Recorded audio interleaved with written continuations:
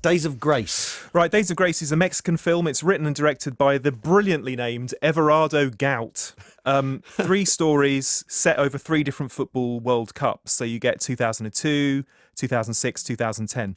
All the stories are about kidnapping. So one of them is from the cop's point of view. Yep. One of them is from the point of view of the hostage.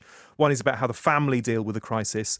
And the film jumps around between these three stories and these three eras. And Everardo Gout, I'm just going to keep saying his name because it's such a joy to say, has said that this blend of fear and football is for him the ultimate adrenaline rush. It's like the ultimate combination for a thriller movie.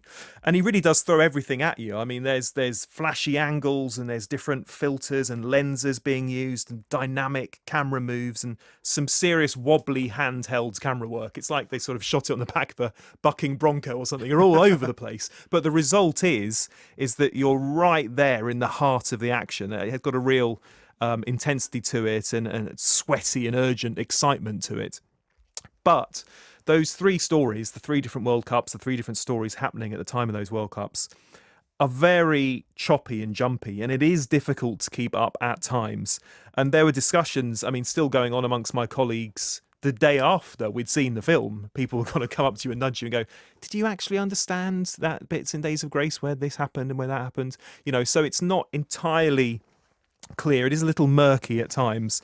And to be honest, you know, I think the footballing hook is interesting, but it does feel a little bit like a novelty and a little bit over-egged at times. Actually, I think the story could actually totally survive without it. So overall, 135 minutes, that's a little long, a little gimmicky because of the football stuff, but it does have moments in it that are undeniably gut-wrenching. You watch it and you're thinking of City of God. Yep. You're thinking of those Iñárritu movies, Amores Perros, Yep. Babel, things like that, where there are multiple intense storylines going on, cross-cutting between all of them.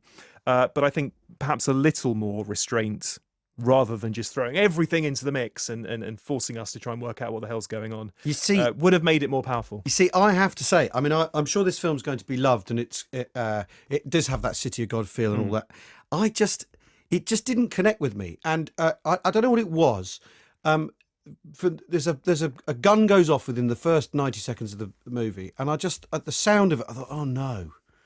Oh heavens! Violence is going to breed violence. Oh no!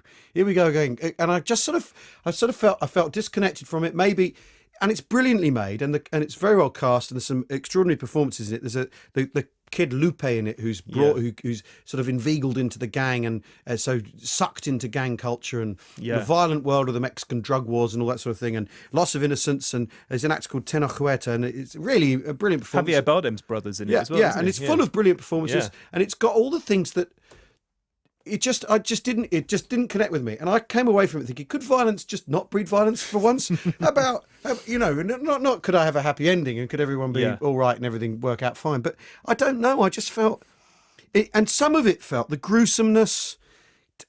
It's gruesome, but I just, and it's got an achingly hip score, Nick Cave score, and different versions of Summertime covered by different people, with the progression across the film and the football element, and it did have that kind of kitchen sink feeling to it, but I didn't connect with it, and I was confused by it, and I found it hard to keep up. And normally, actually, with subtitle films, it's the reverse, because you've got to watch them. Yeah. You've got to pay attention to what's going on. You know, which I think is why a thing like The Killing has been such a massive hit, is because you had to read it, you had to follow the blinking thing, you had to pay attention now, dummies. You know, you couldn't talk to anybody or have a conversation or go on Facebook or whatever whilst watching it. Yeah. And I don't know. It sort of sailed past me, and it's brilliantly made, no doubt about it, and brilliantly shot and all those things. It is. I think it's absolutely missing that sort of killer emotional tug, really. Yeah. And yes, technically fantastic,